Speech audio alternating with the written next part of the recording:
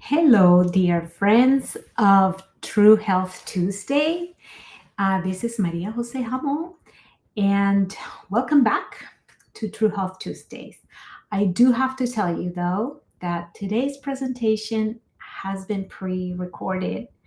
I'm kind of sad about that because I actually love doing the live streams, as you probably noticed, that I do enjoy interacting with you guys. And I'm kind of sad that I won't be able to do that for a little bit. So I'll tell you why. I think I announced it. I remember announcing this. You might remember that I announced that I am doing this second doctorate degree at Loma Linda University. And it turns out that one of my classes is also on Tuesdays, exact same time as True Health Tuesdays, every single Tuesday. So from here until December, so this quarter, I will be doing these classes exact same time. So I feel kind of sad that I won't be able to do the live streams for a little bit. Bummer, because I really like interacting with you guys. I really like that dialogue that sometimes we were able to have. And anyway, so I did record this. By the time you watch it, it'll be Tuesday. I recorded this on Monday. But I promised I would be doing this presentation on nutrition in the brain. So I did it for you guys. And I figured out I would do it in two parts because this is a very important subject. So today, actually, this presentation doesn't say part one, but it is nutrition in the brain part one. So share with your friends, share this link with your friends because today we will be talking about neurodegenerative diseases. What does that mean? It means Parkinson's disease, but more importantly, even because it's more common, Alzheimer's disease. It is a disease that's actually increasing in more and more. Like there's more and more people that unfortunately are getting this disease, and it is preventable. And we're having more and more information about how to prevent it, and now we're finding more information about its relationship with our lifestyle.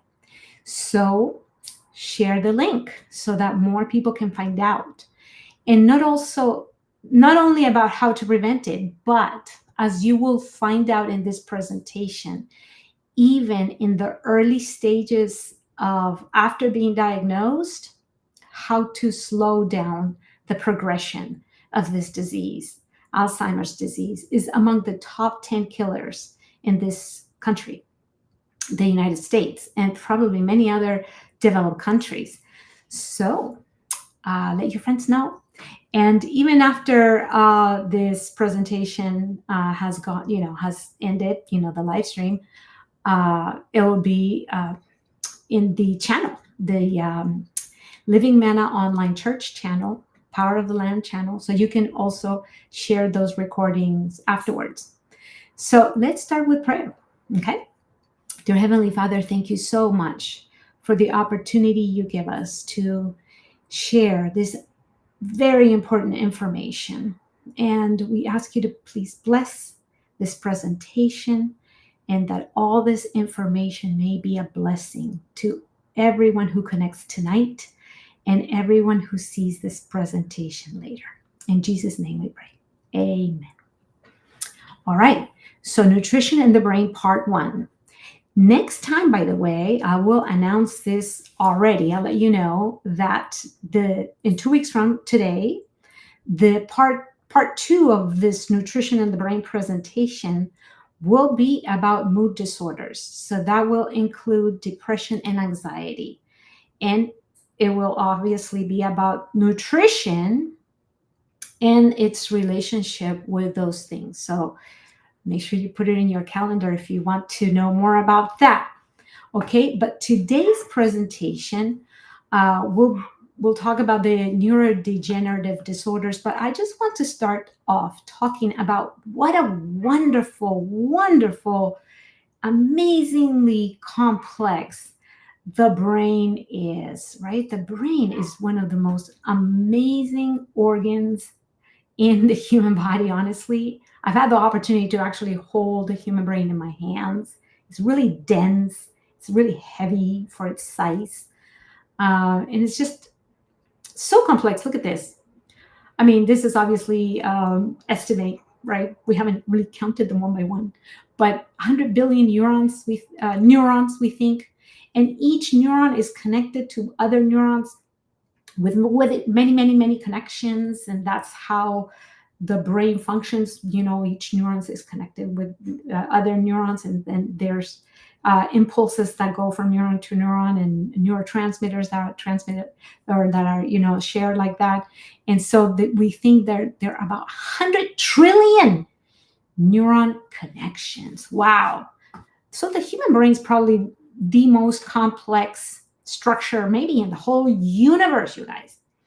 Wow, the human mind, what an amazing thing. What an amazing thing. I don't think there's a computer anywhere ever that is more complex. Well, of course, now we're starting to mess around with that. Right now, we're creating this artificial intelligence, and that's probably not a good thing to do.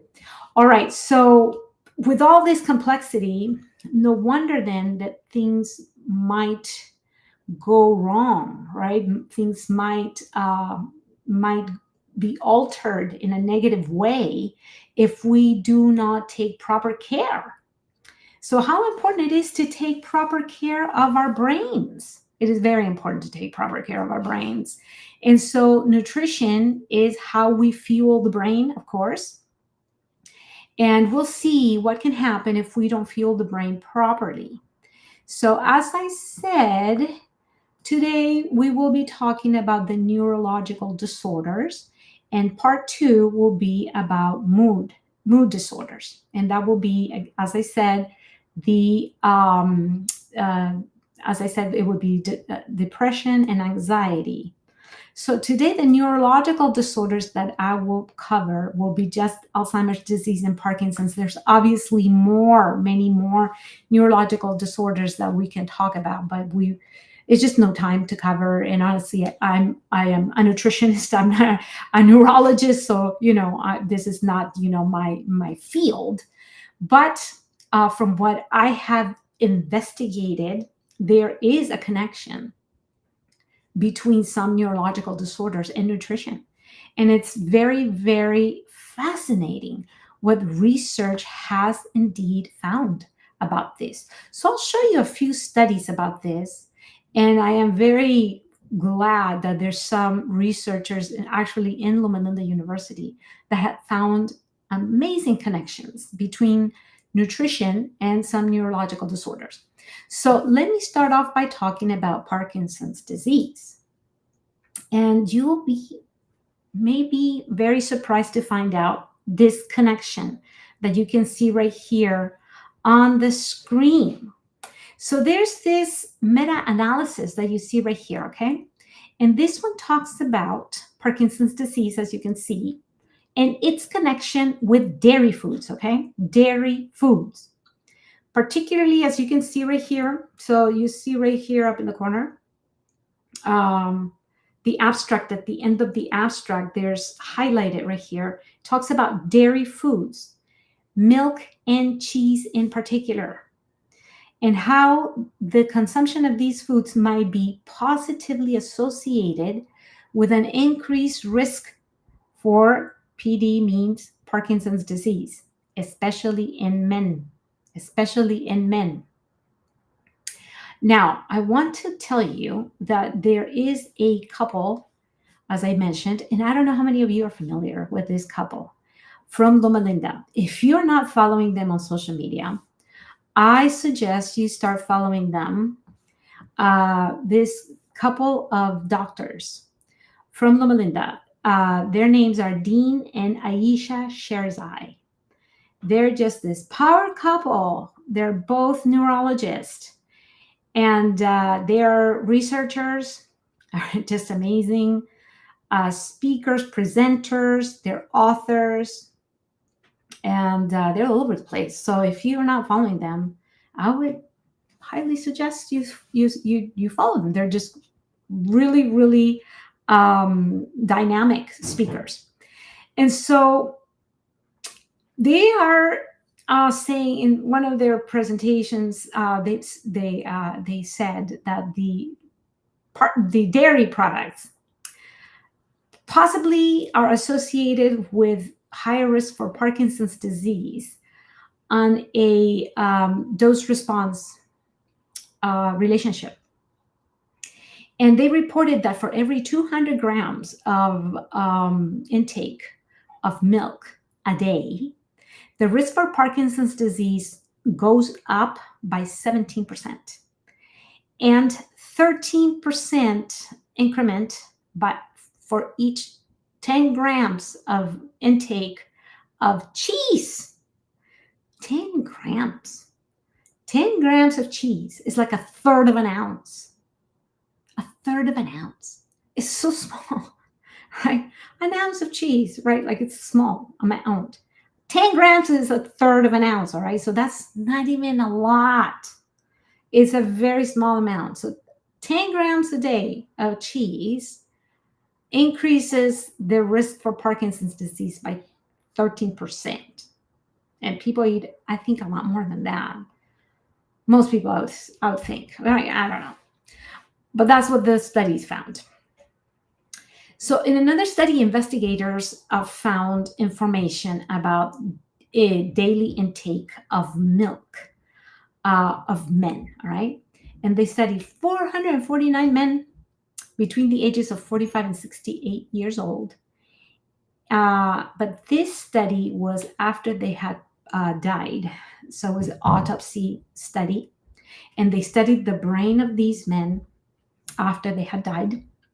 And they discovered that men who had consumed 2 glasses of milk, more than 2 glasses of milk per day, had a reduction of 41.5% in the neuronal density of the part of the brain called substantia nigra, which is a part of the brain that's responsible for movement and for reward. So this is part of the brain that makes dopamine. And dopamine is very, very much related to Parkinson's disease. So, in other words, drinking milk reduced the brain, that part of the brain anyway. And that's possibly why it is associated with Parkinson's disease. Now, some of the reasons why, this is, of course, the theory of why this is potentially why this is happening, is that dairy products, the way they're produced today anyway, as you know, food production is industrialized. Okay, I found this on the web. Sorry. Siri is talking to me. Be quiet, Siri. Sorry about that. Siri started talking to me for no reason. All right. So dairy products contain, as you know, because of the way they are industrially produced, pesticides. And these pesticides are neurotoxic. So these pesticides, as you can see on the screen right now, are polychlorinated biphenyls. And so post-mortem studies, again, these autopsy studies, show that brains of Parkinson's disease patients contain higher levels of these chemicals, you guys, than normal control, meaning men who did not have Parkinson's disease. Okay, or I don't think it says men, it says that people, just patients. Patients without Parkinson's disease compare with the patients with Parkinson's disease. The people with Parkinson's disease had higher levels of these neurotoxic pesticides. Unfortunately, most people who consume dairy products will be consuming products that are industrially produced unless you have your own cow. Do you have your own cow in your backyard? Are you milking your own cow? Or, I mean, maybe you're getting organic. But you have to be careful because even organic products are still using organic pesticides. Do you know what organic products are being used in your dairy? You know what I mean? So, do we really know? We don't necessarily know, right? Okay, so that's one theory.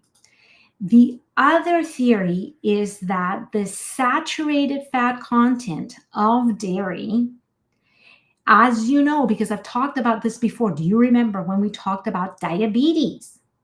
Do you remember? How, if you haven't seen the 4-part series we did on diabetes, they're recorded. They're in the channel. Go watch it. Okay, when we talked about diabetes, we talked about fat, particularly saturated fat. Are you looking at the slide? It says right there, saturated fat content of dairy has been associated with insulin resistance. This is exactly what we talked about in our 4-part series. I hope you remember. If you don't, you can go back and watch it. If you haven't watched it, you can go back and watch it. But that's what we talked about, and we really went deep into that. It's very important to understand that insulin resistance is not about eating too many carbs. So if you haven't watched it, I highly recommend watching that. All right. So it talks about saturated fat and insulin resistance. And now here's a new piece of information for you, that insulin resistance has been strongly linked to the risk of Parkinson's disease. We had talked about that before we had talked about insulin resistance and its link to Alzheimer's disease, remember? And that's what we're going to talk about later too. But now we see that it's also linked to Parkinson's. How important it is to take proper care of our brain. My goodness. Oh, wow. Okay, so there's that. Third theory is that there's also evidence. See, maybe this is a multifactorial thing because nothing is just black and white. So maybe it's all of the above. And very likely it's all of the above. There is also evidence of an inflammatory response and increased intestinal permeability, aka leaky gut. Have you heard of that? Yes? I hope you have. Important concept to know. Leaky gut. If you haven't, look it up. Leaky gut, otherwise known as increased intestinal permeability, inflammatory response. Look at what it says. This leads to reduced absorption of nutrients in minerals that are important for you, such as zinc and selenium. And this decreased absorption of these nutrients has been associated with increased risk of Parkinson's disease. All right. So there's many different things here that we have just mentioned. And these are speculations of what these, how the mechanism of higher consumption of dairy can lead to Parkinson's disease. I personally think that all of the above, are possibly connected because it's very rare that you find one thing that causes one disease, especially when it comes to chronic diseases. It's many factors that are involved. So it's probably all of them. All right. So when it comes to Parkinson's disease, it's probably all of them. So I would say for the prevention of Parkinson's disease, the best thing is consuming a plant-based diet, obviously, because that is, as you probably have realized, if you have watched many of the presentations that I've done, that is probably the one thing that I always repeat because I am a believer of Genesis 1:29. Oh, I forgot now that I'm thinking about, I forgot to give you my disclaimer. I forgot to put the slides there, but I always say my disclaimer is I am a strong believer of to the law and the testimony, Isaiah 8:20. Do you all know that verse by heart? Because it should be the rule. Everybody should follow, especially in these days, you guys. Of there's just so many winds of deception out there, and if we are not very well centered in the Bible and the spirit of prophecy, how are we going to be able to discern truth from error? And when it comes to health, it's the same thing. It's the exact same thing. There's a lot of misinformation out there. How are we going to know what is true and what is error? And if, unfortunately, this could be a matter of, well, life and death, honestly. People are being misled into following the wrong kinds of diets. I see it all the time, unfortunately, even in our church. And yet we have the Bible. First page, the very first page. In most Bibles is the first page. Unless your Bible maybe is large print, okay, it might fall into the second page. But in most Bibles, it's the first page. The original diet, God's instruction for human beings. The original diet, the original design for human beings is a plant-based diet. Humans were not made to eat anything else but plants. Now, they were given permission to eat animal foods after the flood because it was nothing else. It was an emergency. It was an emergency measure. But if you see the Bible narrative, you can immediately tell that after humans started eating animal products, what happened to life expectancy? What happened? Immediately went down. So you can tell that just by adding animal products, longevity went down dramatically. Dramatically. So animal products are meant for survival, not for longevity. So if you have nothing else to eat, okay, then you might need to eat animal products. But if you want to be healthy and live long, disease-free, or as much as possible without disease, then that's not what you want to do. So it's up to you. It's really up to you. So anyway, so that's Parkinson's disease. I would recommend diet wise to the law and the testimony. What is the diet that God wanted men to eat originally? Genesis 1:29. And you can also see other parts of the Bible. Go to Daniel chapter 1.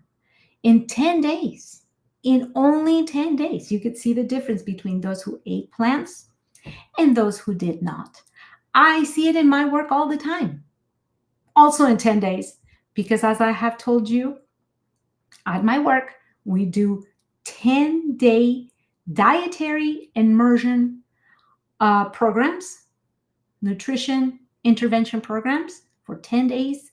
I just finished our last round. We just finished on Sunday, and we saw people amazing results. I always see amazing results. What can I say? In 10 days, because it's God's program, 10 days. So you can try it. By the way, I have it in my website. As I always said, I will show you my website at the end again, so that you can download it. If you haven't yet, if this is your first time watching, I will give you my website at the end of this presentation so that you can download a menu with recipes for 10 days and try a whole food plant-based diet as well. And you can change your life. All right, so that was Parkinson's disease. I went off a little bit, but let's come back. And now we're going to talk about Alzheimer's, okay? So Alzheimer's is an even more common disease in the United States and other developing and developed countries in the world. And in the United States is among the top 10 killers. And the same couple that I told you about, Dr. Dean and Aisha Sherzai, have actually written a book about Alzheimer's disease. In that book, they have a graphic that shows, interestingly, the risk factors for Alzheimer's disease. And I like this graphic because it's a circle that has in the outside these risk factors that are lifestyle habits. And then these lifestyle habits lead to these conditions that can affect the brain. So there's in the outside rim, you see that the habits that can affect the conditions that then affect the brain. These major conditions are these big arrows that you see, the 4 big arrows. All right. So you see from the very top, do you see the very, very top? Poor diet. Let me see if I can place myself better over here. Okay. No, that's not good.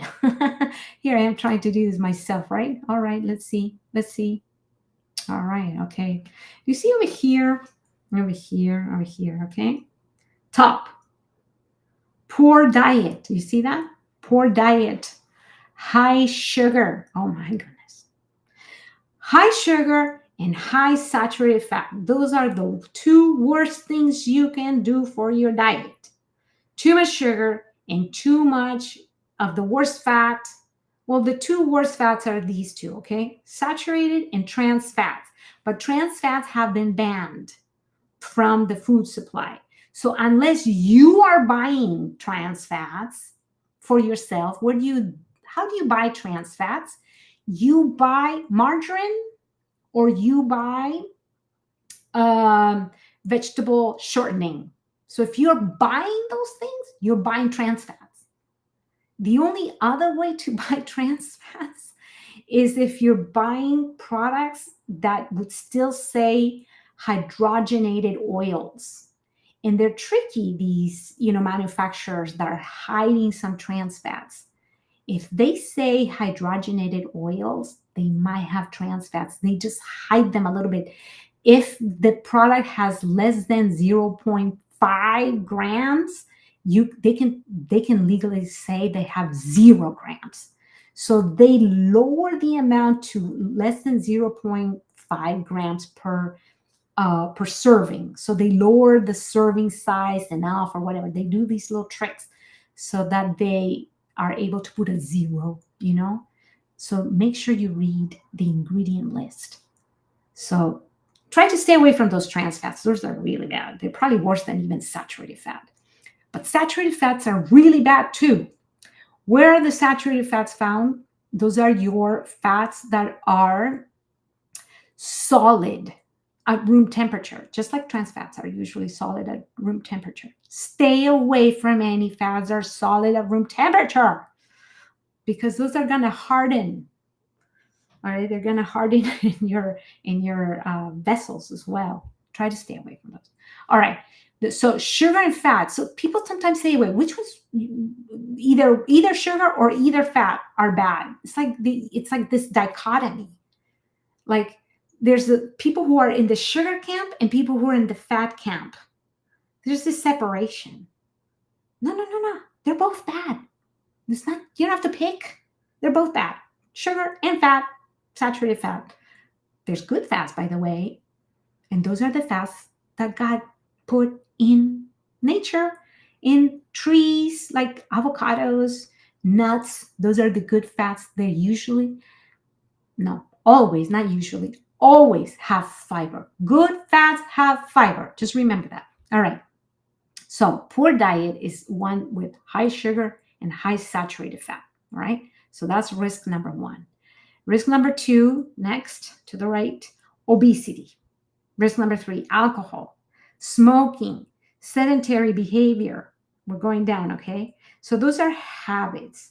There's a few things that are maybe out of your control, like head trauma, okay? That could be an accident. That could definitely be outside of your control, okay? Small vessel disease, that can probably be associated with something like diabetes. Poor sleep.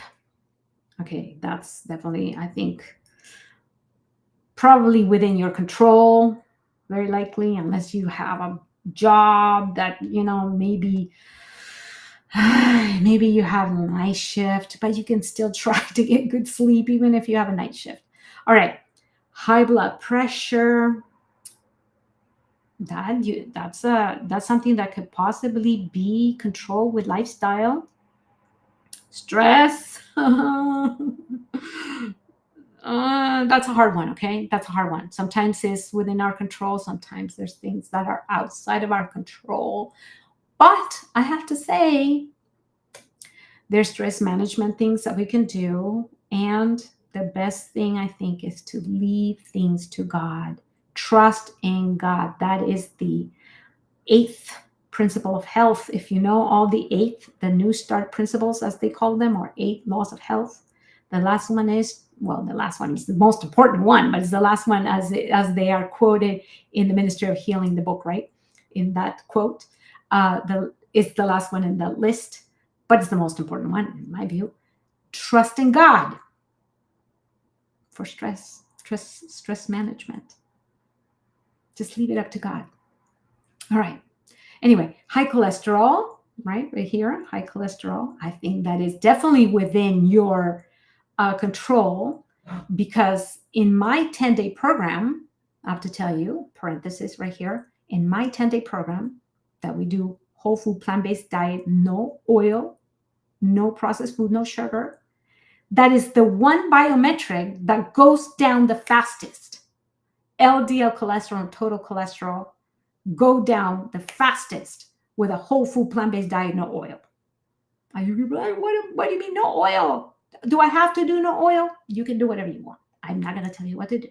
I'm just telling you that when you put out the oil outside, of your diet, your LDL cholesterol is going to go down. Boom. Why? Because oil is also a processed food concentrated in calories. It's the highest in calorie density and has no fiber. So in today's world where we eat a hypercaloric diet and we're hyper sedentary, if you do that, your cholesterol is going to go down, boom, really quickly. I see it all the time. I do this for a living. So I'm just telling you, if that's what you want to do, if you want your cholesterol to go down, even if you have familial hypercholesterolemia, meaning this is not a very high percentage of people. Most people say, oh, but it's my genetics. Most people, it's not their genetics, but a few percentage of people, it might be. But even those people can benefit from a dietary change. All right? I've seen it with my own eyes. Nobody has to tell me. All right. And last one is diabetes. It's one of the most important ones, but it's the last one that I'm mentioning. Okay. Okay. All of these are risk factors for Alzheimer's disease. It's incredible, because all of these things, you wouldn't even think about Alzheimer's disease connected with diabetes, cholesterol, stress, high blood pressure, and all these other sedentary behaviors, smoking, alcohol, obesity, diet. What does that have to do with Alzheimer's? It does. It's from the book. And all of these things, what do? They cause oxidation, inflammation, lipid dysregulation down here. That your lipids, that means your cholesterol, different kinds of cholesterol, your LDL cholesterol, your non-HDL cholesterol. There's one that's called ApoB, which is it's even better than LDL cholesterol, but not a lot of people are really getting it measured. So just worry about your total cholesterol, your LDL cholesterol. If you can get your non-HDL cholesterol, those are your lipids. And another one that's very important is your triglycerides. So those are your lipids. If those are too high, that's what they're talking about here with lipid dysregulation. That's what it means. And the other one over there is glucose. What's glucose? What's glucose? Sugar. That's what it means. Sugar dysregulation. So when you go to the doctor and they do fasting, blood sugar, or they do, better still, your A1C, your hemoglobin A1C, meaning the average for 3 months, and it's too high, glucose dysregulation. So you might have either diabetes, prediabetes, or insulin resistance. One of those things. All of those things affect the brain. Yes. Yes. Yes. Could you believe it? Yes. So here's another list. Maybe it's easier to see this way, but let me change it up for you so you can see it better because you're not going to be able to see it. Aha. Look at all these things. This is a different list from the same people, actually. Dr. Dean and Aisha Sherzai. In fact, I got this from a certificate that I got from Plantrician University. So all the slides with the green border are from that certificate that I just got recently. So here's another a list, age, but really, even Dr. Dean Sherzai said in that presentation, in that certificate presentation that I saw, he really said age really means cumulative bad habits. Basically, age means it's too many years of bad habits, honestly. That's really what it means, okay? But it is maybe a family history of early dementia. There could be some genetic component. Same with the ApoE4 gene, but I want to show you something important about genetics, okay, in a minute. But lack of exercise, unhealthy diet, low education, social isolation, menopause. So there's a few things here that they have discovered more recently that can also affect people.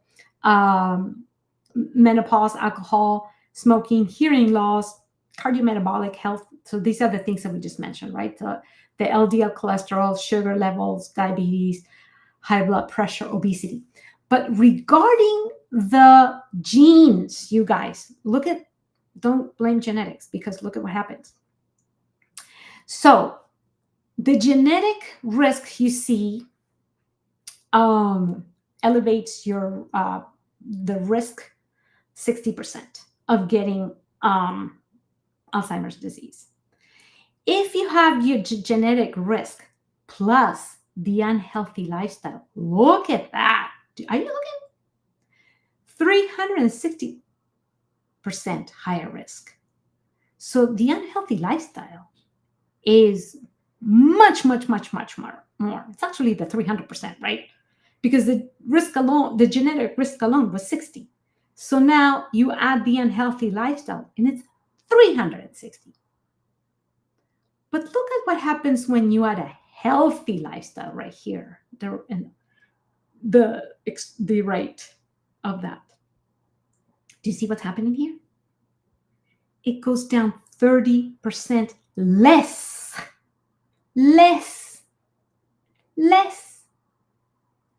So you know what the conclusion is by looking at this data? Adherence to a healthy lifestyle can do what now? Are you looking? Adherence to a healthy lifestyle can offset the genetic risk because it goes even lower than the 60%, the original 60%.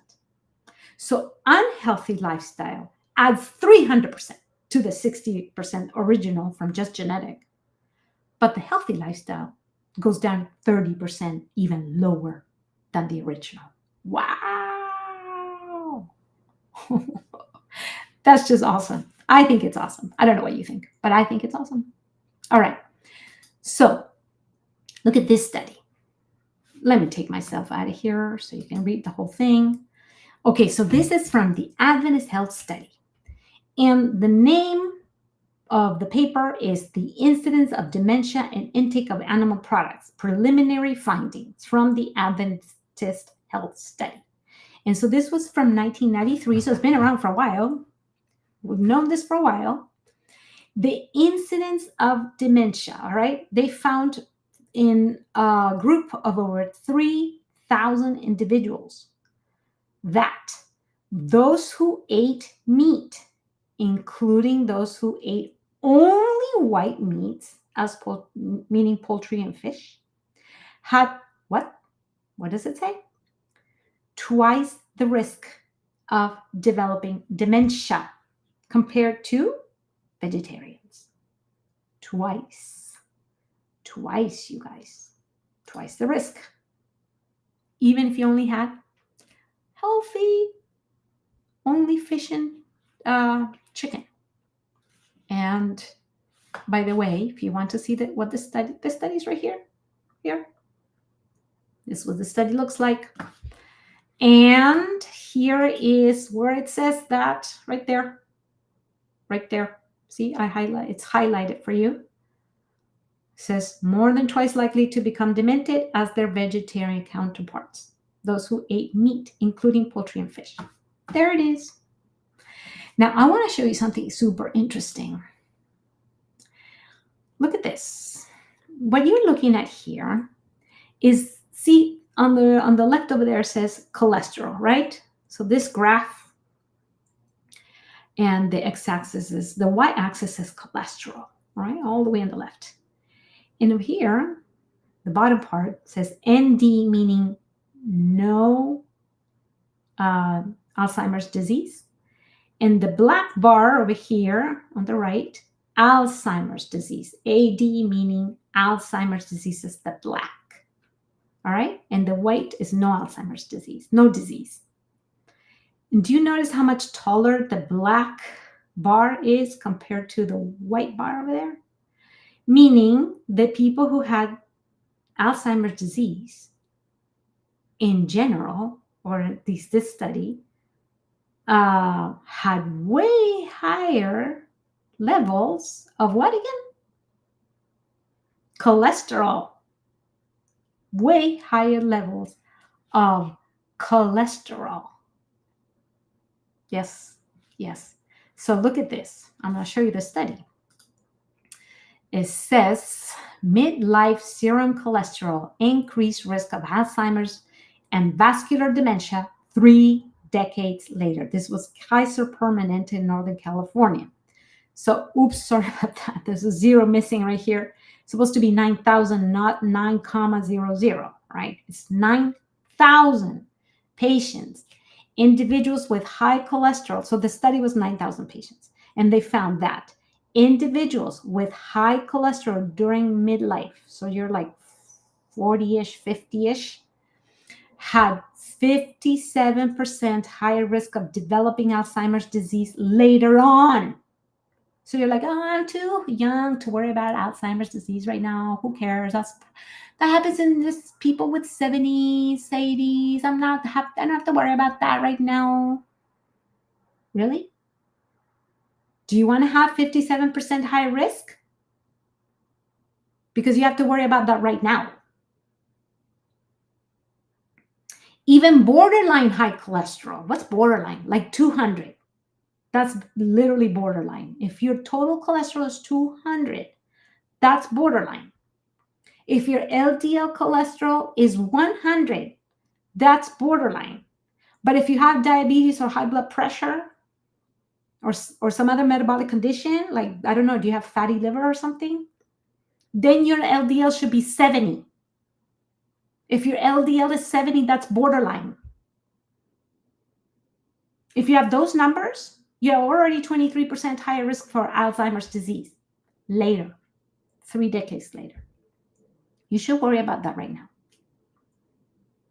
So if the Alzheimer's is going to happen in your 70s, are you 40?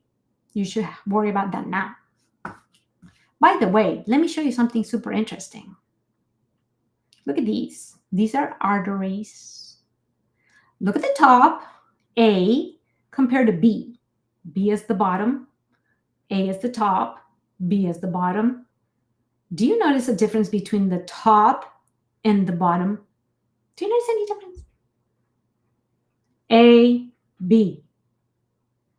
A and B. Ugh. What do you notice here? What do you notice? These are like what? Much more, especially like the one right in the middle. I don't know if you see the one right in the middle that has a tiny little hole left. Oh, wait, the one in the corner right here of the picture B, right here in the corner.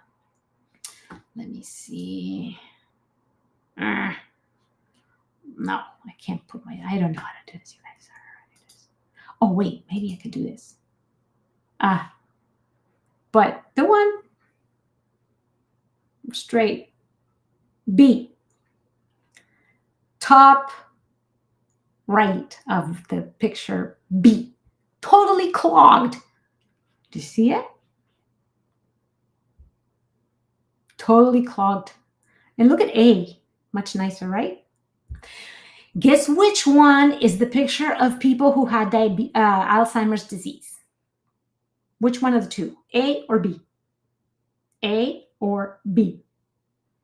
I think you already guessed. If you guessed B, you were correct. B is patients with Alzheimer's. Brain arteries. Do you want your brain arteries to be like this? Also, if their brain arteries look like this, what do their heart arteries look like? My goodness. Ay, ay, ay. Ay, ay, ay. All right, let's move on. Dietary fat types and 4-year cognitive change in community dwelling older women. This was the Women's Health Study. All right, findings. First of all, it was nearly 6,000 women followed over 4 years. What did they find? Right here. Higher saturated fat intake was associated with poor trajectory of cognition. Specifically, 70% faster decline in memory. Where's saturated fat again? Where's the saturated fat? Number one source of saturated fat is animal products, animal foods, red meats. That's number one. Well, actually, even more than red meat is cheese, because when they make the cheese, they concentrate the fat. Remember that? Concentrated. They used to throw away the whey. Now they sell it to you. They used to throw it away. Now they sell it to you for premium price, so that you can go to the gym and use that whey. But it's animal protein that, when we talked about cancer, well, okay, go back to the cancer. I'm not going to talk about that right now. You can watch it later. But the cheese is concentrated in fat, you guys. The red meat is super high in saturated fat, but the chicken is not free of saturated fat for sure. You can check. You can just Google it. Dairy products like whole milk. Now, are there any vegetable fats that have saturated fat? For the most part, vegetable fats are low in saturated fat, with 2 exceptions. There's 2, mostly, for the most part, there's 2 that are tropical oils that are high in saturated fat. 2 exceptions. All the other oils are lower in saturated fat, but there's 2 that are high, and they're tropical: coconut oil and palm oil. And so there is a podcaster that I follow, kind of, and he's been a vegan for a long, long time. And when he got his biometrics tested, after years of being a vegan, cholesterol was high. And it's because he was eating coconut yogurt for a while. Now, he had a genetic tendency for high cholesterol, but after even being a vegan for a while, his cholesterol was higher because he was eating coconut yogurt every day. So he stopped eating the coconut yogurt. Boom, cholesterol went down. So people who are maybe have a genetic predisposition to high cholesterol should stay away from certain coconut products, possibly. But coconut oil, I would say everybody should stay away from. It's very high in saturated fat. In fact, it has twice the amount of saturated fat than lard, percentage-wise. I'm just telling you. It's great for the skin, but coconut itself has the fiber. Coconut oil is a processed food without its fiber. It's not the original, thing that God made anymore. It's not the original nut, coconut, right? It's a processed food without its natural fiber anymore. So I would say if you're going to eat any coconut product, it should be with its fiber and be moderate. All right. Bottom thing over here, women with the lowest, watch, this is right here. I'm not saying it. It's in the study. Women with the lowest saturated fat intake had the brain function of women. Are you reading? 6 years younger. Wow. See why it's better not to eat high saturated fat? I mean, you can eat coconut oil if you want, okay? But if you stay away from all that saturated fat, your brain function can be that of a woman 6 years younger. I'm just saying that this study was done with Women's Health Study. It's the same for men. It's the same.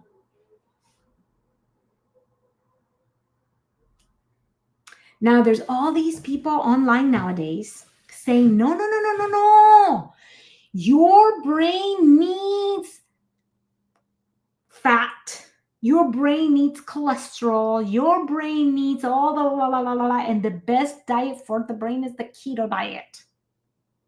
Carnivore diet's even better because all your fat, your brain needs the fat. Guys, your brain makes its own cholesterol, okay? The cholesterol you eat is not going to go to the brain. It's not going to cross the blood-brain barrier, you guys. It's not going to happen. Your brain makes its own cholesterol. So, watch. So that you can see. Keto.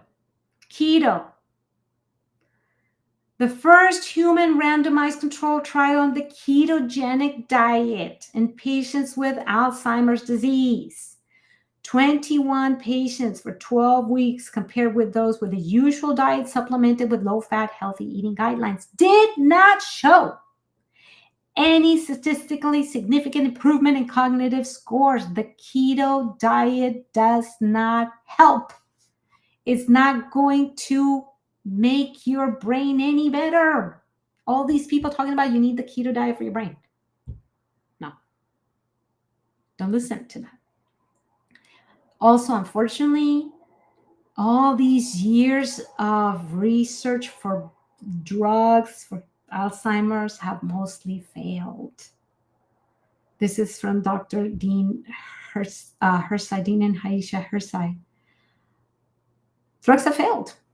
99.6% of 413 trials testing a total of 244 compounds from 2002 to 2012 failed to produce a drug that helps Alzheimer's disease.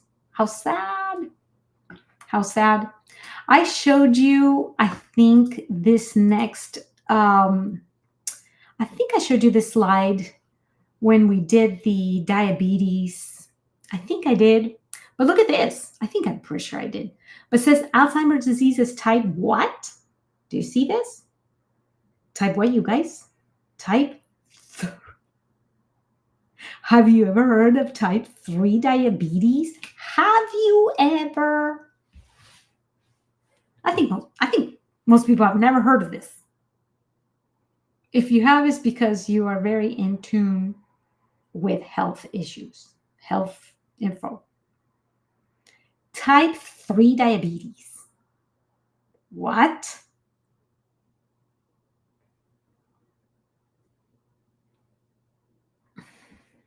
They're saying over here, type 2 diabetes causes brain insulin resistance. Brain insulin resistance. The same thing that happens in the body that causes diabetes happens in the brain. We conclude that the term type 3 diabetes accurately reflects the fact that Alzheimer's disease represents a form of diabetes. It's right there. That selectively involves the brain and has molecular and biochemical features that overlap with both type 1 diabetes mellitus and type 2 diabetes mellitus. Wow. Wow. Wow. Whew. Protect your brain, you guys. Here it is. Here's how you do it. Protective factors. Just like that other circle. Okay, I'm going to expand it so you can see it better. You see the outer rim of this circle is the habits. And those habits lead to those things in the big arrows are the major things that will protect the brain. Okay? But the habits are the things you can do. So top, let's look at the top. It says regular what? Regular what? Exercise. Regular exercise. Move around. Okay, move around. Standing. Oh, by the way, did you know that sitting for 8 hours is just as bad as smoking? If you have a job that requires sitting, get up every hour, 5 minutes, walk around. Sitting for 8 hours straight is just as bad as smoking. Okay, number 2 says meditation, stress management. I would say meditate on the Bible, you guys. Don't use that other new age stuff. Meditation in God's word. Stress management, trusting God. 3, continual learning, as in study your Bible. Sabbath school, continual learning. Okay, next, purpose-driven activities. Purpose, have a purpose. Mission-driven, purpose-driven. See, the church supplies all of these things, right? Next, social engagement, volunteering. Mission, church, social engagement. Church supplies just about all of these things on the right-hand side. Okay, next, 7 to 8 hours of sleep. Ay, that touches close. I'm guilty. Sometimes I don't get that. But it's so important. It's so important for the brain. Did I tell you about I think I did. Did I tell you last time about the glymphatic? Yes, I did, didn't I? See, I'm not getting enough sleep because I'm forgetting already. Okay, the glymphatic system, that flushing out of toxins from the brain, happens only at night. You got to clean your brain from that waste product that is produced during the day. It's not that it's a bad thing. It's normal waste product that's produced because you're using your brain. So at night, they get flushed out. But if you're not sleeping, it's not going to happen. Got to sleep. All right, next. Plant-based diet. See, there it is. God's diet. Genesis 1:29. Plants. But see, that's very important. The kind of fat you need for your brain, not the saturated fat in chicken and red meat. What kind of fat? Not the inflammatory fats. Saturated fats are inflammatory. What kind of fat are anti-inflammatory? Omega 3. Where's that found? Are you eating your chia and your flax every day? Are you? If you're not eating your chia or flax every day, you are not getting enough omega-3 fatty acids. I can tell you that right now. Or hemp. You can eat hemp. Walnuts, soybeans, greens, those are also good sources, but they're not as concentrated as chia and flax. You got to eat at least 1 to 2 tablespoons every day. The other sources is to get DHA, EPA, I would say vegan source, algae oil, DHA or EPA supplements. If you're not doing that, you're not getting your omega-3. That's it. I'm just telling you, you're not going to get it. Because our diets are too heavy in omega-6. Way too heavy. Now, omega-3 and omega-6 are both essential fatty acids. You need them. Essential meaning you need them. But our diet is too heavy in omega-6. The ratio is about 20 to 1. It should be 4 to 1. And we're doing about 20 to 1. And when you're consuming oil, by the way, you're probably not going to be converting the short chain omega-3 to long chain omega-3 fatty acids. And you need to convert those. The long chain omega-3 fatty acids are the EPA and DHA. You actually need to make that conversion. So if you eat chia and flax, those are short chain fatty acids. Your body needs to convert them to long chain omega-3 fatty acids. But if you're eating too much oil, that conversion is not going to happen. That's why it's important to leave the oils out as much as possible. So that when you eat the flax and you eat the chia, those fatty acids can be converted to long chain. I'm just saying, okay? That's why it's important to try not to eat too much oil, as little as possible. All right, last thing is the daylight exposure. How important it is to get enough daylight exposure. Now, obviously not the 2 hours, but your 15 minutes, 20 minutes, daylight exposure. It's extremely important for the brain. And if you can do that in the morning, as soon as the sun comes out, that's the best. Get out, look at the sun, 10, 15 minutes. You're resetting your body clock, your circadian rhythm. You're going to make your melatonin be produced 16 hours later. I mean, there's so much science behind this. It's amazing. I don't have time to go over it, but it's amazing, amazing. Plus, the vitamin D, if you can get some skin exposure, it helps your immune system. I mean, it's just amazing. Okay, do it if you can. Obviously, in the winter, you can get your vitamin D supplement. All right, look, this is the book I was telling you, Dean and Aisha Sherzai. If you're really interested, if you have, a relative possibly that can be maybe already starting to have Alzheimer's, look. Okay, look at the top, all right? 90% of Alzheimer's cases can be prevented. 90%. This is a quote from the book. There is hope. There's a way to prevent cognitive decline, to slow its progression. That's why I'm saying, even if you have somebody in your family who's already been diagnosed, you can slow the progression and improve the quality of life for those who already have a diagnosis. You can improve their quality of life, slow the progression of the disease. How?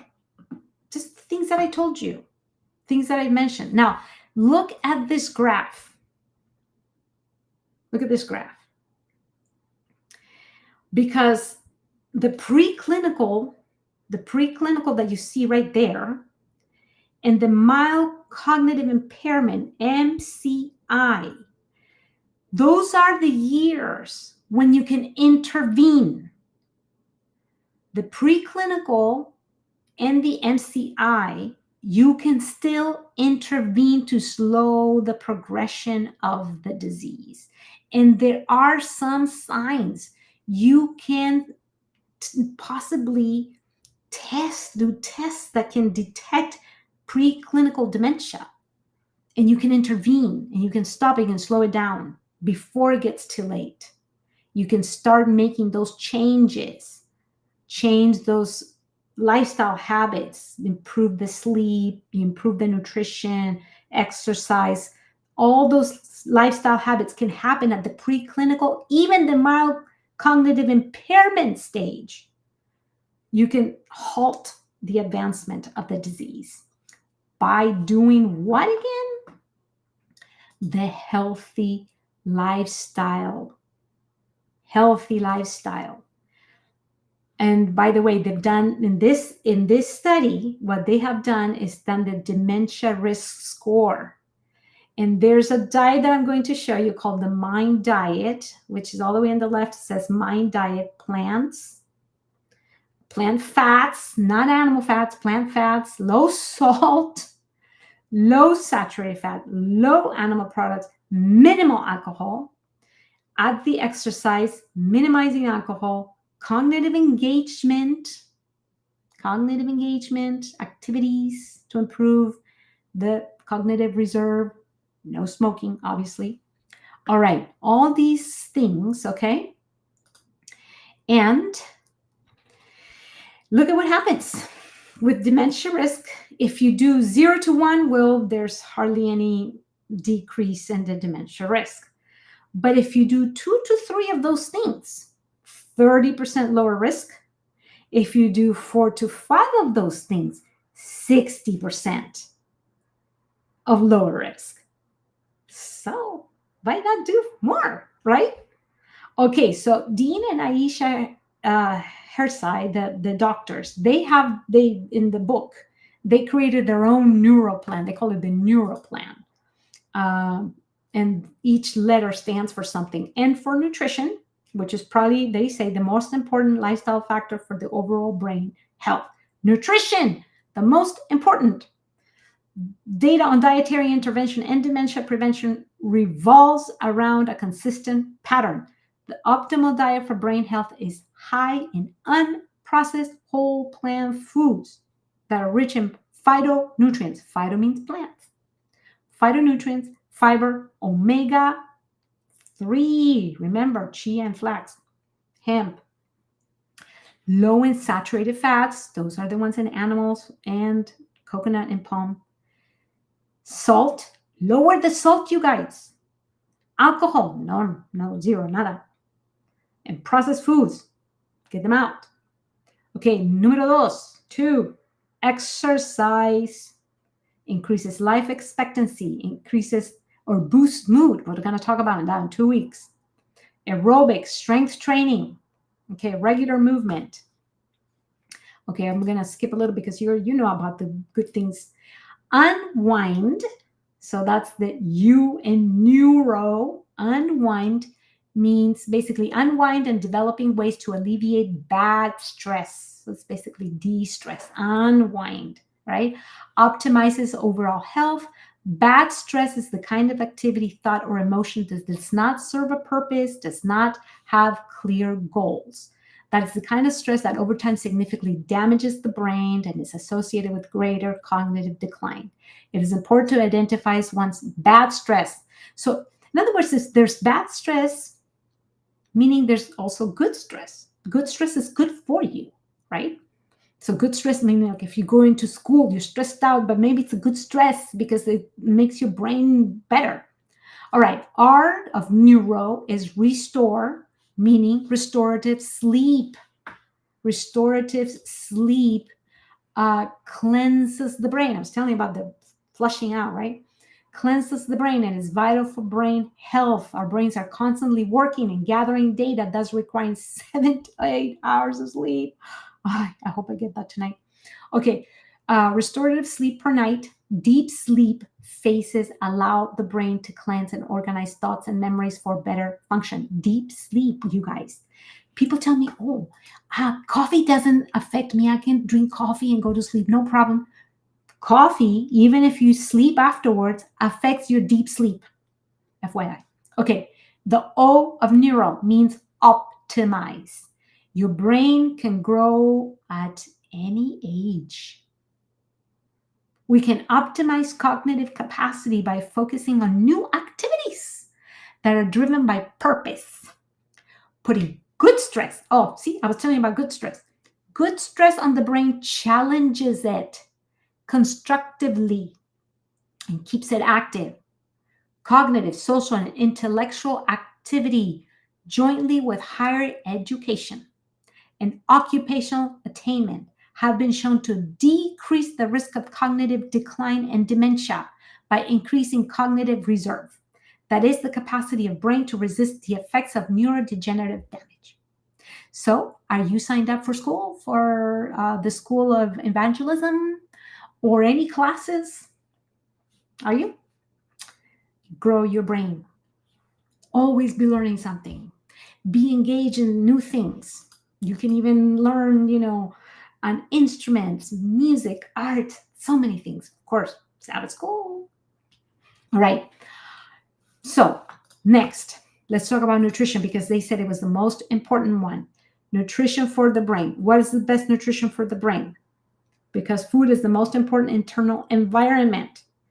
Nutrients can protect the brain from oxidative stress. Remember, it's the waste.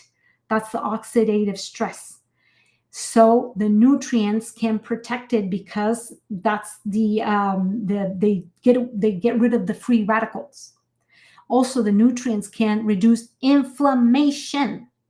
Inflammation damages the cells of the brain and lead to brain dysfunction. And you need to focus on dietary patterns. See, people always tell me, what can I eat for this? What can I eat for that? What food? No, don't focus on the food. What superfood? What can I add to my bad diet to get rid of this disease? No, you got to change the diet. See, focus on the dietary patterns instead of superfoods or macronutrients. All right. So look at the evidence. Evidence from research.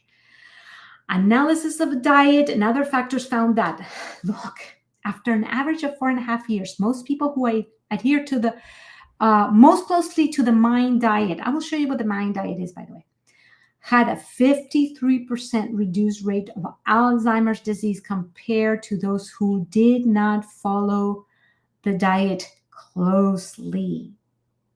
The MIND diet, look at the MIND diet associated with reduced incidence of Alzheimer's disease. This was Rush University. And they found that strict adherence to the MIND diet, which promotes a plant-based diet, limits meats and dairy, resulted in 53% reduction of risk in Alzheimer's. Even moderate adherence to the diet was associated with 35% risk reduction. So you can say, oh, okay, I'll just do moderate adherence. No, because watch. Participants who show high adherence to the diet had cognitive function equivalent to a person who was 7.5 years younger. 7.5 years younger. So do you want a brain that is 7.5 years younger? 7.5. What? How is that even possible? I want a brain that's 7.5 years younger. Look at this. More evidence. A similar study following the MIND diet was associated with substantial slowing of cognitive decline. Okay, so now you're like, well, give me that MIND diet already. You keep talking. Stop talking and give me the MIND diet. Okay, fine. Are you ready for the MIND diet? So here's a comparison of the MIND diet with the Mediterranean diet, because people talk about the Mediterranean diet. Okay, the MIND diet is the improved version, basically, of the Mediterranean diet, okay? Of course, the plant-based diet is even better. So if you do the whole food plant-based diet, is even better, you guys. But the MIND diet is an improvement from the Mediterranean diet. All right, so what's the MIND diet? 3 whole servings of whole grains a day, at least. At least one serving of leafy greens, so salad, all right, every day. Berries twice a week at least. But you know what? Some of the plant-based doctors say eat berries every day, but the Mind Diet says twice a week. I'll say every day, but okay, twice a week is good enough, all right? Or better than none. 1 ounce of servings of nuts. See, that's where the good fats are, right there. 1 ounce serving. Do not eat the whole bag. How much is an ounce? An ounce is about a handful, right? So it's about this much. Not a whole cup, this much. Okay, here's another very extremely important one. The next one is the beans and legumes every day. That's one of the most important things you can do, because not only does it help for the mind, meaning the brain, but also for your diabetes, for your blood pressure, for your cholesterol. Why? Because of the fiber. It has the soluble fiber. The fiber will just grab that glucose, will grab that cholesterol, and take it out of your body. So beans and legumes every day. Next, of course, vegetables. So vegetables, berries, leafy greens, whole grains, nuts and seeds. I mean, come on, that's basically the whole food plant-based diets we've been talking about. For how long now? Forever, seems like. All right. So those are the things to increase. Next, what do you decrease or reduce?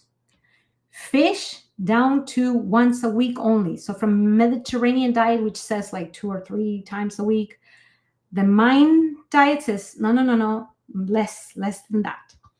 Chicken, the Mediterranean says, I don't know, like every day or whatever. That in the Mind Diet says no, down to only 1 or twice a week at the most.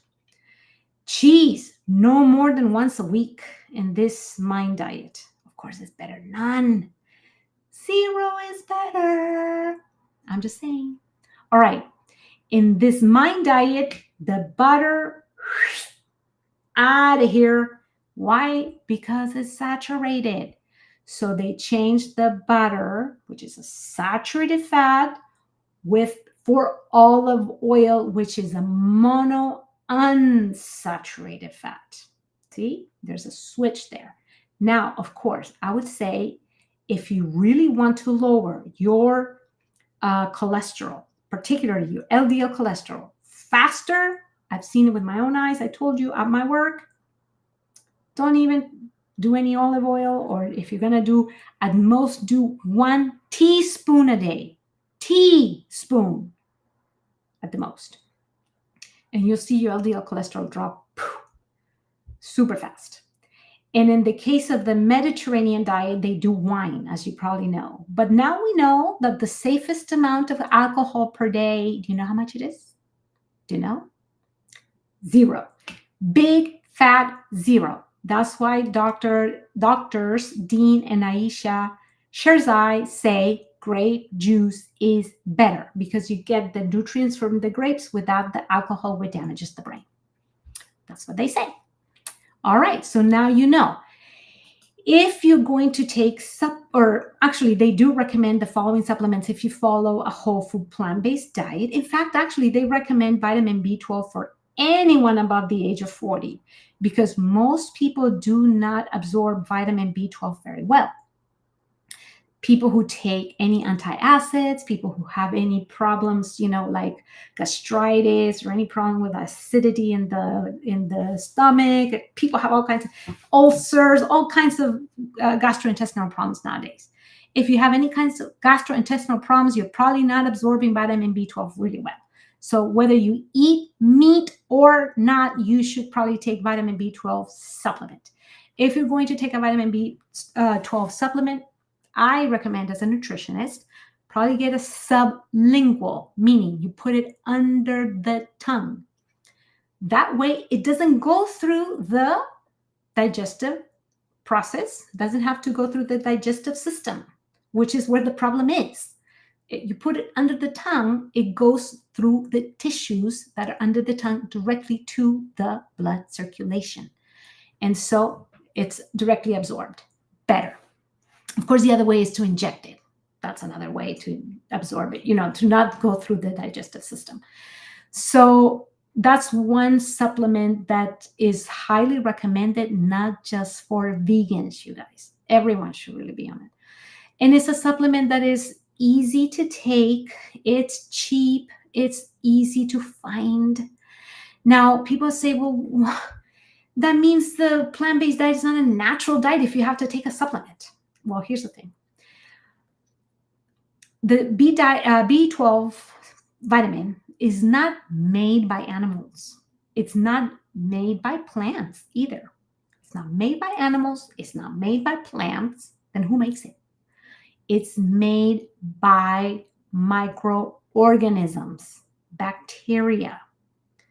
It just so happens that in the last, 100 years or so, more or less, we have cleaned up our environment nicely, thanks to public health initiatives. We have gotten rid of a lot of bad microorganisms, bacteria that cause diseases. So we drink clean water now. We have nice, sanitary conditions. Therefore, we get less sick. And unfortunately, we gotten rid of good and bad bacteria. Also, here's another thing that is not so good. We get our produce, for the most part, from industrialized agricultural processes that put way too many chemicals on the soil, that are pesticides, herbicides, fungicides, whatever, all this sides, and they kill just about every living thing on the soil. The soil is pretty much dead. If you go to I live in a very agricultural area. If you go to any fields out there and you touch the soil is not alive like it should be. Like if you actually have your own garden, and if you, do have live soil has bugs, has worms, right? It should, at least good soil should have worms, should have living things in it. But if you go out to the fields around here and you grab some soil, it's pretty much dirt. That is, doesn't have anything. It's almost sandy. It's sterile. It doesn't have life in it because of all the pesticides and all the chemicals that are applied on the soils. And so there's no bacteria in there. Good or bad, I guess. There's nothing. So where are you going to get your vitamin B12 anymore? It used to be in the environment back, when people lived in natural environments, right? But we don't live in that kind of environment anymore. We lived in a very industrialized environment. So we're not in touch with nature. We drink water that has chlorine. We live in, cleaner environment. We don't get cholera. So that's good. But we also don't have, we are not in touch with the environment that had the vitamin B12 all around. That's why we need to supply it now. So anyway, sorry about that little, extra thing, but I needed to explain why. So I digress. Back to vitamins. Vitamin D is obviously the vitamin from the sun. So if you can get it from the sun, it's better, okay? Because you get other benefits from the sun. You don't want to overdo the sun. You don't want you don't want to overdo the UV rays from the sun, because overdoing them, yes, they can be negative if you overdo it. But doing the right amount, depending on your skin color, if your skin color is too light, you want to do less. If your skin color is darker, then you want to do a little bit more so you can absorb enough of sunlight to produce the vitamin D. So in the wintertime, though, especially if you live in high latitudes, you might need to take a supplement in order to get the vitamin D. Omega-3 fatty acids, we already talked about. You might need to get a supplement if you're not getting enough of the DHA and EPA, especially the DHA, So you might need to take an algae base. That's where the fish get it from, by the way. That's the original source that the fish get it from. So you're like, oh, you need to get it from the fish. Well, fish get it from algae. So that's the original source.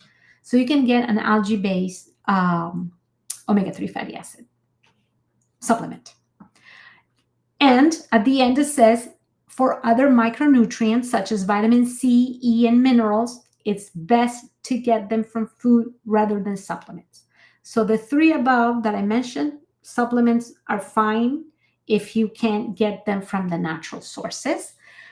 But the other ones, you could get them. You could zinc, selenium, calcium, all the other ones. You can absolutely, iron, you can get them from food. You can. Yes, you can.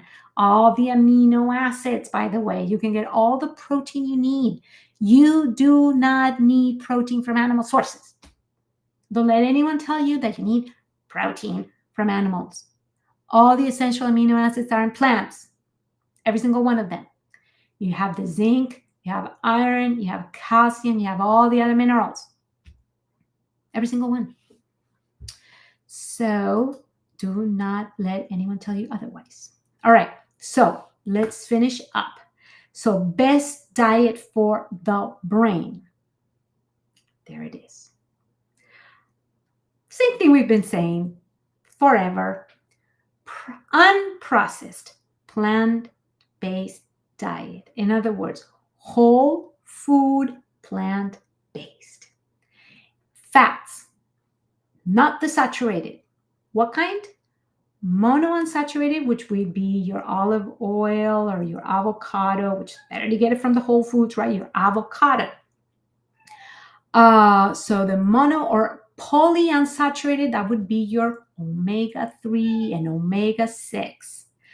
Polyunsaturated derived from plants. And if you get the whole plant, it has the fiber. So if you get the nuts, the seeds, and the avocado, they have the fiber. That's the best. Plant proteins derived from lentils, beans, soy. That's best. Include complex carbohydrates. So not cookies, not sugar, not soda. Nope, not white bread. Hopefully not white rice either. Complex carbohydrates, meaning your unprocessed whole grains. You could eat potatoes, you can eat sweet potatoes, you could eat corn on the cob, for instance. Those are carbohydrate sources too, but they're not processed. Those are the kind you want. You want to focus on increasing the fiber. Those are your whole foods. Those are the ones. The grains, the more intact they are, the better. So if you're going to eat oats, I'm just going to give you an example of oats. There's several kinds. So there's quick oats, rolled oats, steel cut, and then oat groats. You see the spectrum, right? The spectrum. Which one's the best? Oat groats. But it takes longer. You have to soak them overnight and then cook them in an instant pot or the regular pot, but it just takes longer. But that is the most intact. The next one is steel cut. It's not as intact, but it's great. The next one is rolled oats. It's less intact. It's not as bad. And then the least good, I guess, would be the quick oats. It still has the fiber. It's not a refined product, but it's the least intact. The fiber in it is been broken up more. So if you want to choose the most intact, it would be the oat groats. That's the best. All right. If using any oil amount, I would choose, if I were you, no more than 1 teaspoon a day. But if you have high lipids, I would really consider leaving out the oil for a while and try it. Just try it. See what you can do to your lipids. All right. If you're using any oil, best is extra virgin cold pressed olive oil. It's been found to be the best for health reasons. All right. I'm going to leave you with a verse. And it's found in Romans 12:2. And it says, "And be not conformed to this world, but be ye transformed by the renewing of your mind, that ye may prove what is that good and acceptable and perfect will of God."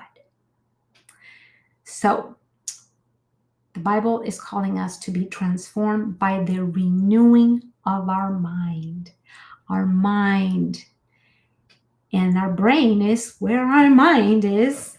And if we can protect and take care of it, then we can have a clear mind so that we can better connect with our Father, our God, our Creator. So I want to, as always, leave you with my website, healthfortoday.net, because that's where you can find, as I've told you before, a 10-day plan. So it's healthfortoday.net, healthfortoday.net. And as I said, you can find right there, this is the website, and right up on top, there's a 10-day challenge. I call it a challenge because it's not easy necessarily to change your diet if you haven't changed it, right? And I also call it the Daniel challenge. So if you click right there where it says 10-day challenge, this will show up. And it says 10-day Daniel challenge. Because if you've never gone to Daniel, the book of the Bible, Old Testament, Daniel chapter 1, there is actually a story of young men who did a challenge in a way for 10 days. And in 10 days, you can see the difference. So in this PDF document, you can find 10 days, a menu. It's actually a shopping list. There's all kinds of things that I did. And recipes, whole food, plant-based. There's 3 meals because I recognize that a lot of people, haven't done the 2-meal regimen. But if you want to do 2 meals, you can also do that. So there's a guide to do that as well. So I invite you to try it. Whole food, plant-based, you may like it. And if you like it, wow, what if you actually like it? And if you feel good, you can keep going. And you can then glorify God in your body, because that is God's diet. That's the original diet. All right. So I hope this was helpful for you. And as I said before, our next presentation will be Nutrition and the Brain Part 2, which will be October 14th. It will also be pre-recorded. I wish it was live, but I will be doing classes. So it will be pre-recorded, but it will be on depression and anxiety. By the way, I've done this presentation for NAMI, which is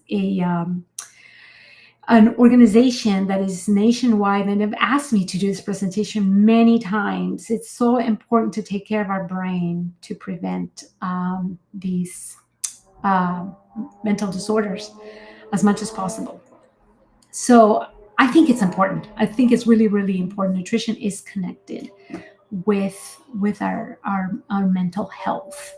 So I really invite you to connect that day and let your friends know. So don't forget to like, comment, subscribe, and do all those things, especially with the Living Manna online church channel, so that we can let other people know about the contents of this channel and the channel can grow. All right, so let's finish with prayer.